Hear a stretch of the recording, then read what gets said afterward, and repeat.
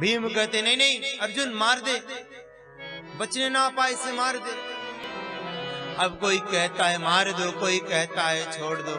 अब अर्जुन भगवान की तरफ देखे और बोले कन्हैया अब आप ही बताओ मैं मारूं या छोड़ूं। सो भगवान टेढ़े हैं ना, तो टेढ़ी बात करते हैं। क्या करें कि ब्रह्म बंधुर न हंतव्य आततायि वधारण मयेवो भयमामनात् परिपाह्यनुशासन। कभी ब्राह्मण को मारना नहीं चाहिए और आतताई पापी को कभी छोड़ना नहीं चाहिए, उसको प्राण दंड देना चाहिए। अर्जुन बोले महाराज ये पापी भी है और ये ब्राह्मण गुरुपुत्र भी है, आप दोनों बात कर रहे हैं, कैसे किया जाए, मारे या छोड़े। सो भगवान ने कहा कि ब्राह्मण कितना भी बड़ा पाप कर देना कभी उसको दैहिक कष्ट नहीं देना चाहिए। फिर क्या करना चाहिए, उसको अपमानित कर दो, उसका स्थानांतरण कर दो, उसके धन को छीन लिया जाए, उसका मुंह काला करके बेइज्जती कर दिया जाए, लेकिन कभी उसको प्राण दंड नहीं देना चाहिए। उसका अपमान करना ही मृत्यु के समान हो जाता है। कि वपनम द्रविड़ादानम अस्थानात्रियापड़म तथा एष हि ब्रह्म बंधूनां वद्यो नान्योस्ति दैहिकः। कभी दैहिक कष्ट ब्राह्मण को नहीं देना चाहिए।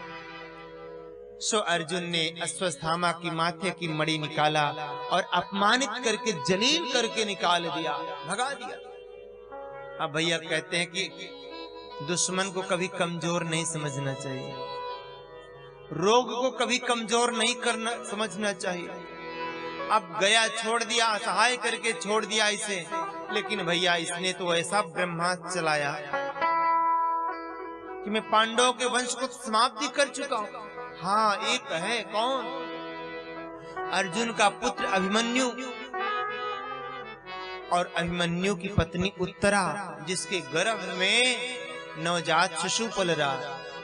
वो उत्तरा बंधुओं जिसके हाथों की मेहंदी भी नहीं छूती थी और चक्रव्यूह में अर्जुन मारे गए थे, उन्हीं अर्जुन का अंश उत्तरा के गर्भ में पल रहा था। सोचा इस गर्भ के बच्चे को और मार दूं तो पांडवों का वंश ही समाप्त हो जाए। ऐसा सोच करके ब्रह्मास्त्र चलाया है। अब ब्रह्मास्त्र को अपनी ओर आता हुआ देख करके उत्तरा व्याकुल हो गई, पगलाए गई, रोते हुए दौड़ पड़ी, कन्हैया मेरी रक्षा करो, रक्षा करो। पाहि पाहि महायोगिन देव देव जगत्पते नान्यं त्वद्भयं पश्य यत्र मृत्यो परस्परम्। कि मेरा कोई ना सहारा बिना तेरे घनश्याम समरिया मेरे। समय का जरा भाव है, हे प्रभु मेरा कोई और सहारा नहीं है, तू मेरी रक्षा कर।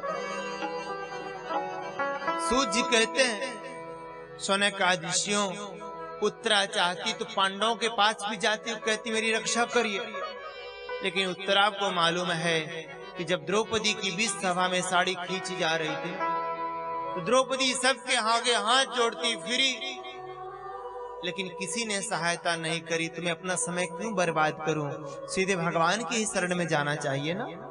सो उत्तरा सीधे भगवान की तरफ दौड़ी। सो भगवान ने देर नहीं किया और भगवान ने अंगुल रूप धारण करके उत्तरा के गर्भ में जाकर के अपने भक्त परीक्षित के प्राणों की उस ब्रह्मास्त्र से रक्षा करी। बोले भक्त वत्सल भगवान की जय।